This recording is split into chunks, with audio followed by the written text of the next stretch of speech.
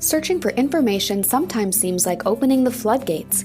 It can be an overwhelming experience, and you may feel overloaded with the vast amount of information that exists. So how do you find what's relevant to you?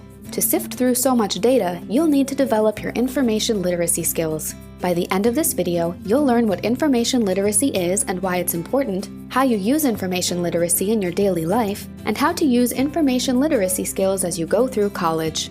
According to the American Library Association, an information literate person must be able to recognize when information is needed and have the ability to locate, evaluate, and effectively use that information.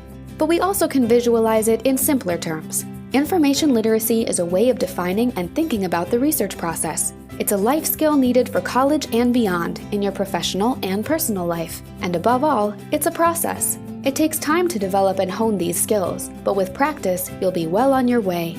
While there are many ways to think about information literacy, it still can be a tricky concept to grasp without tying it into some aspect of your own life. You've probably used information literacy skills many times without even realizing it. Think about an instance when you needed to figure something out.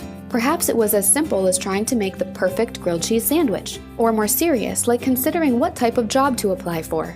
In both cases, you follow certain steps to achieve the goal. Let's break down what each situation looks like. If you want to know how to make the perfect grilled cheese sandwich, you gather information from a variety of places. You may start by reading recipes online, as well as reading others' reviews of recipes. You might ask your friends or family for cooking tips, or possibly peruse cookbooks. Seeking information in each of these places gives you a foundation for starting your recipe. You may find that this effort yielded enough information, or you may have to gather more details and tweak your recipe until it's perfect. Say instead you're trying to find a part-time job while you're in school. Using information literacy skills in this case means you start by establishing which companies are hiring and reading job descriptions. From here, you narrow jobs down based on your qualifications. Then, you research a company so you can tie that knowledge into your cover letter. These steps help to build a strong foundation for an eventual interview before you even apply for the job. These examples required knowing what information was needed, accessing and evaluating that information, and effectively using it to reach a conclusion. As we've mentioned, developing information literacy skills is a process, but it's one that you can master with practice. Here are 5 simple steps you can follow to enhance your information literacy skills. First, know your information need. Consider an assignment's requirements when choosing and focusing your topic.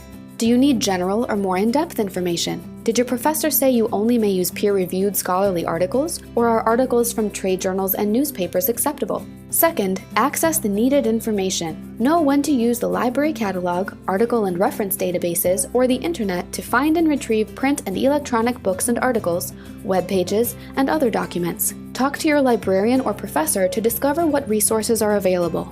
Third, examine information sources critically. Is the information you found relevant to what you need? Evaluate it for its accuracy, currency, reliability, and point of view or bias. Fourth, use information effectively to accomplish a specific purpose. Select the information you'll use in your final assignment. Make sure you organize your ideas and analyze whether you've answered your research question. And finally, use information ethically. Always give credit to the sources you use in your assignment. Even if you're paraphrasing or summarizing an idea, you must cite it in your work. Doing so will help you prevent committing plagiarism.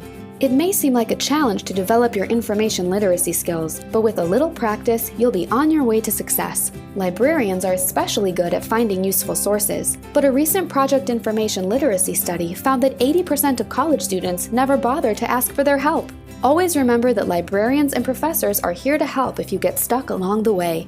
You now should be familiar with what information literacy is and why it's important, how you use information literacy in your daily life, and how to use information literacy skills as you go through college.